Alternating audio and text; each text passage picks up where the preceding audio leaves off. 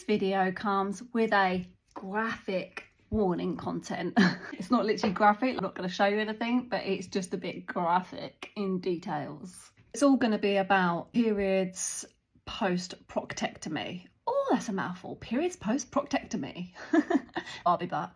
Periods, pooling, pain, just all the graphic, lovely nature women have to deal with.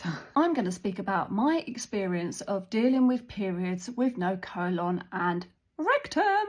I had my proctectomy surgery in the May 2021, and then I didn't have any periods for about 6 months after, which I just assumed was normal. I thought this was normal because the body's gone through trauma, and it's just like, hell no, I ain't dealing with that as well. So yeah, I didn't put 2 and 2 together at this point.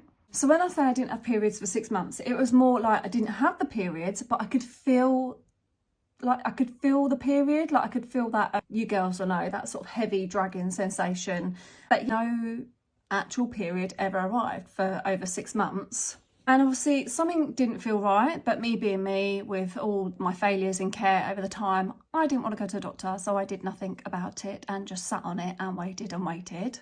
Then this is where it gets gross. What's the word? TMI.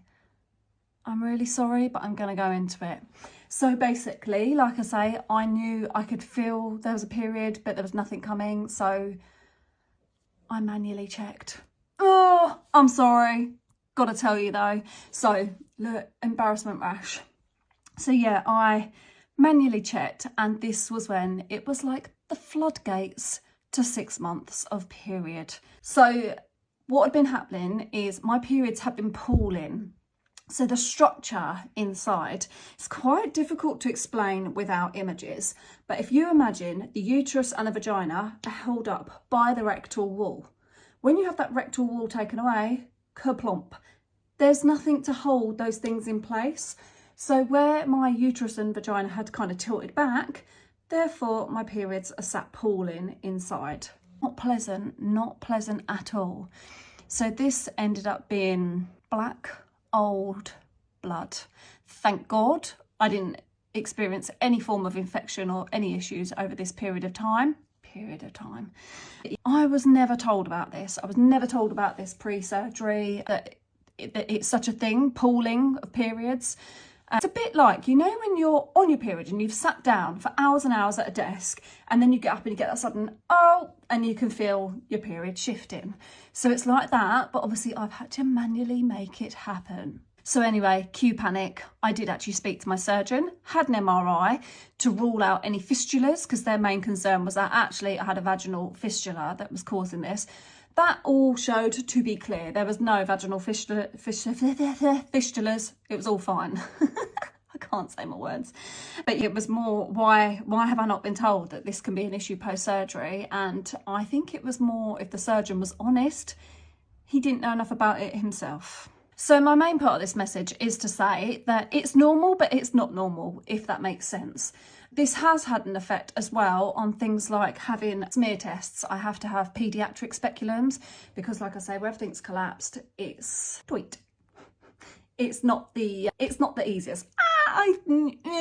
Period pooling is a thing. I have come across a website. I'm going to link it. Bear with. It's called Awkward Essentials. Just go check it out. But there's something called a cum sponge. They don't hold back on what they call these things on their website, because obviously it's used for that. You can go and check it out and see what they've got to say about that. But I'm thinking this could be a solution to my issues so that I don't have to manually evacuate. So I'm so sorry for the graphic content. Well, am I sorry? Because I'm putting this together to make people aware. So yeah, I'm making you aware. Period pooling is normal. And I've learnt since, period pooling doesn't only happen in those without rectums. Without rectums? Yeah, who don't have their rectums. So other people apparently can suffer it too. But I just wanted to make you aware, girlies, that if you're due to have the surgery, speak to your surgeon and ask for their advice. Ask for them to give an explanation, ask them to explain as to, does this happen and why does this happen? Because I was told nothing and I've never since been given a decent explanation. So anyway, I'm going to stop talking about this subject because meh, I hope it might have helped someone.